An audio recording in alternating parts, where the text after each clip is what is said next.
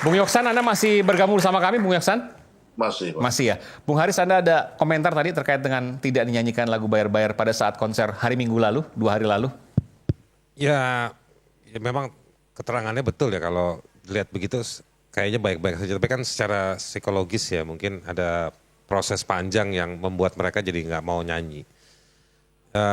Itu mengkonfirmasi tadi saya, paling nggak Noel tadi kan sudah mengatakan dari awal bahwa ya pasti ini apa namanya gak enak hati atau kalau bahasa anak zaman sekarang kena mental gitu-gitu ya. Mungkin capek juga, khawatir juga jadi orang nanti kalau nyanyi aura audiensnya tambah tambah semangat gitu-gitu. Ya. Tapi tidak ada larangan sama sekali tadi disampaikan, nggak ada larangan sama sekali.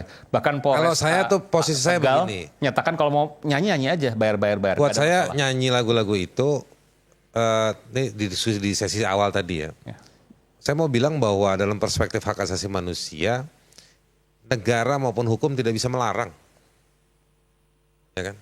Apakah kalau misalnya hukum ditiadakan esok nih, dan negara dibubarkan esok harinya, kemudian lalu kita kehilangan hak kita sebagai manusia, kan enggak? Tidak. Apa saya boleh datang ke rumah Aiman, saya minta kupingnya dong atau hidungnya dong buat kalung saya, kan nggak boleh. Ada pasal yang namanya diiris itu sakit, pasal itu. Itu makanya kenapa hak asasi manusia itu melekat pada manusia. Dia bukan melekat pada negara, dia bukan melekat pada hukum. Hukum alatnya negara, negara alatnya hak asasi. Nah jadi saya mau mengatakan bahwa berangkat tadi poin itu tadi, saya berharap kita semua akan menyanyikan lagu itu. Sudah bukan tugasnya Sukatani lagi. Tapi maksudnya? Kita semua yang bisa menyanyikan lagu-lagu itu. Saya tadi teman-teman Kamisan kemarin sudah pasang lagu itu, ya kan, meskipun nggak ada bandnya, tapi mereka pasang lagu itu depan polisi. Nah, jadi ini sebenarnya backfire ya, karena zamannya udah nggak bisa zaman orang dilarang-larang. Nggak boleh lagi nih. Nggak bisa. Aiman dilarang-larang, Aiman semakin berjaya. Gitu. Nah jadi walaupun kadang-kadang kan bicara ini bahwa ada pencemaran nama baik, lalu kemudian hak orang lain, hak pihak lain yang kemudian dilanggar. Kalau hak pihak orang lain silakan bawa ke mekanisme perdata. Saya juga sedang mau melakukan hal itu. Tapi bukan saya laporin ke polisi. Ya itu urusan personal, Pak Edi. Itu Anda jangan libatkan negara urusan-urusan begitu. Perdata itu ya? Itu urusan perdata. Dan prosesnya panjang, bisa ngobrol, bisa klarifikasi, dan bisa pertukaran informasi. Atau pencemaran nama baik. Sekarang forum-forum seperti ini. Pasalnya udah dihapus, masuk dalam SARA karena institusi itu masuk ke dalam antar golongan. Ya itu juga menurut saya kejauhan tafsirnya. Institusi itu alat negara. Dan kemarin-kemarin sempat ada yang dipenjara karena itu. Dulu banyak. Dan itu yang kita tunggu dari penguasa Pak Noel. Bagaimana kan yang sudah mendeklarasikan kan Kementerian Koordinator Hukum, HAM dan IMIPAS itu kan yang akan mau membebaskan orang-orang. Tapi itu sebetulnya penting ya rejim penguasa yang baru ini menunjukkan bahwa kan kampanyenya sejumlah menteri ya, Menteri HAM misalnya, bahwa kita tidak mau menjadi penguasa yang seperti kemarin lah kira-kira begitu. Nah, tetapi koreksinya apa? Perubahan hukumnya kan belum terjadi teksnya. Itu harus real, harus nyata. Harus nyata. Justru perubahan-perubahan itu sekarang banyak kita apresiasi tafsirnya di pengadilan. Misalnya karyawan buruh yang kerja digugat oleh John LBF menang, ya kan? Itu menggunakan pasal-pasal soal kebebasan larangan terhadap kebebasan juga. Lalu kasus saya dan Fathia, lalu kasusnya Fritz, Daniel Fritz. Jadi justru hakim-hakim itu yang sudah memulai sekarang. Hakim di Mahkamah Konstitusi belakangan juga memulai itu. Ada pilkada ulang di satu kabupaten misalnya, Serang. Itu lain lagi sih soalnya. Tapi tafsir tentang kebebasan menguat sekarang di kalangan anak muda dalam level yang prakteknya gitu ya. Lalu di level negara di sektor yudikatif mereka sebenarnya sudah gak berisik tapi produknya muncul. Nah itu perubahan di negara di kementerian itu sudah terjadi. Nah ini menurut saya negara ini mau nggak mau harus institusi-institusi, pejabat-pejabat serendah apapun mereka harus mulai adaptif. Dan saya pikir nggak apa-apa. Saya kasihan juga sama polisi-polisi kalau ceritanya bahwa si polisi mengoreksi bahwa kami tidak anti kritik. Lalu ada orang-orang polisi-polisi di lapangan yang datang ke band tersebut pakai gaya masih video kayak begitu lagi. Ini kan masih gaya-gaya lama. Saya cuma mau bilang, ini polisi-polisi ini kemana aja? Kalau saya mau belain penguasa yang baru nih ya, kita kira-kira orang Jakarta mau bilang gini, lu nggak lihat apa? Menterinya udah bilang kita nggak anti kritik tanpa ada rame soal Sukatani. Saya nggak kurang-kurang lihat Noel yang mengusung soal kebebasan, ya kan? Bahkan di zaman waktu Jokowi pun Noel berani ambil resiko itu jadi saksi di sejumlah teman yang kasusnya keras. Belain Munarman misalnya, belain Aiman juga. Belain saya dia bikin statement. Jadi maksud saya di zaman yang susah temennya penguasa lingkaran kayak gini nih ada Noel nih tiba-tiba. Dia juga habis dia. Tadi benar kata Mas Kiki. Bahwa di dalam itu banyak polisi baik, saya ketemu polisi baik, polisi cerdas, polisi-polisi yang lagi PhD. Kemarin saya didatengin sama salah satu Kapolres Fak-Fak, saya lupa namanya siapa itu. Ya senang lihat polisi begitu. Terus saya kritik habis-habisan lebih vulgar daripada yang saya omongin di sini. Dia semakin senang sama saya, ini menurut saya ya. Tapi saya nggak dicium sama dia. Tapi artinya banyak. Saya pernah dulu ya kerja waktu Pak Listio, ini saya cerita sedikit ya. Nyambung ceritanya Mas Kiki.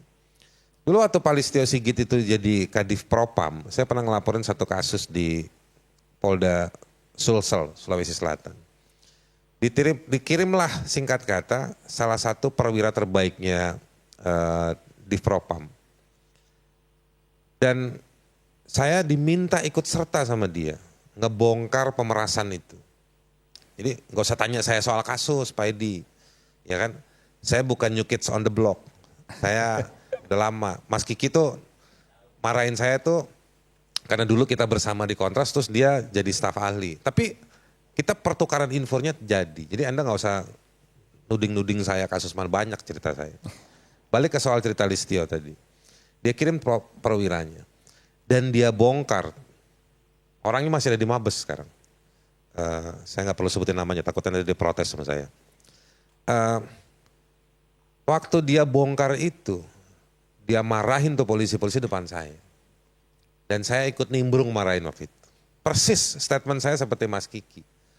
Rusak susu sebelanga gara-gara nilai setitik. Saya bilang kesian polisi lantas-lantas itu yang harus menghirup karbon. Dicaci maki. Saya ingat ada peristiwa pengeboman di Poso dulu Mas Kiki. Polisi lantas yang jadi korban. Karena yang bukan lantas tidak ada di jalanan. Target pengebomannya waktu itu ketemu yang gampang. Karena dia mencari simbol. Tapi simbol itu kan manusia. Yang punya anak, punya kehidupan, segala macam. Si lantas-lantas itu yang jadiin sasaran caci makinya orang. Ya kan? Nah, jadi yang waktu itu nakal minta duit itu dari reskrim di Polda, waktu itu ceritanya. Ini dibongkar sama Divpropam. Nah jadi saya mau mengatakan bahwa iya, ini rusak banyak, namanya rusak dan memang kita nggak bisa pakai pendekatan manusia terus-terusan Mas Kiki. Mereka itu manusia yang ada di dalam sistem. Kita sebagai warga udah kasih hak kita kepada dia. Dia menjadi kewajiban di dia untuk lindungin kita. Baik. Betul bahwa tentara, polisi di Papua itu jadi korban. Menurut saya dia korban pelanggaran HAM dari negara yang tidak melindungi. Anda nggak bisa tuding OPM, Anda nggak bisa tuding KKB sebagai pelanggar HAM.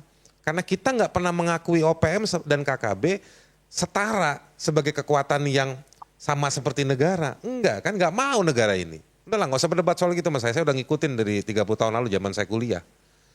Bahwa Indonesia itu fahamnya tidak pernah mengakui kelompok bersenjata. Karena kalau diakui dia setara. Kalau dia setara baru kita bisa tuding dia sebagai pelanggar HAM. Nah, tapi karena dia tidak setara dia dianggap sebagai kriminal. Negara tidak melindungi mereka dengan alatnya, dengan kecakapan-kecakapan tertentu untuk tidak Jadi korban. diganggu, dijadikan korban oleh spoiler-spoiler tadi itu misalnya. Pengganggu-pengganggu itu. Jadi mereka jadi korban manusianya betul. Tapi dalam posisi lain kita harus bilang bahwa mereka itu alat. Yang harusnya dilengkapi, dia udah ngambil hak kita, kita bayar pajak dan lain-lain. Nah itu yang kita tuntut.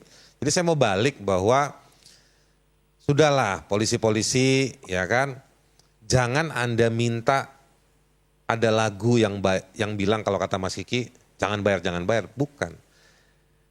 Ciptakan situasi yang orang akan menciptakan lagu mengapresiasi. Kira-kira nih, ayo kita rubah polisi supaya tahun depan Ebit gak ada nangis-nangis memuja kita, misalnya kayak gitu. Tapi bukan dibikinin festival, ayo dong puji polisi dong. Janganlah. Harus diciptakan proses sosiologisnya, rekayasa sosialnya harus terjadi. Itu. Sesuai konteks apa yang terjadi hari ini. Supaya genuine bahwa rakyat itu muji. Ya. Gitu. Yang benar katakan benar, yang salah katakan salah. Betul. Dan begini, memperbaiki polisi, kalau itu pun berdarah-darah susah, tapi ditunjukkan dengan cara yang baik, orang akan puji juga kok. Meskipun kita tahu polisi itu seperti lagunya Sukatani misalnya, tapi hubungan intim polisi dengan warga itu terjadi di lapangan. Itu.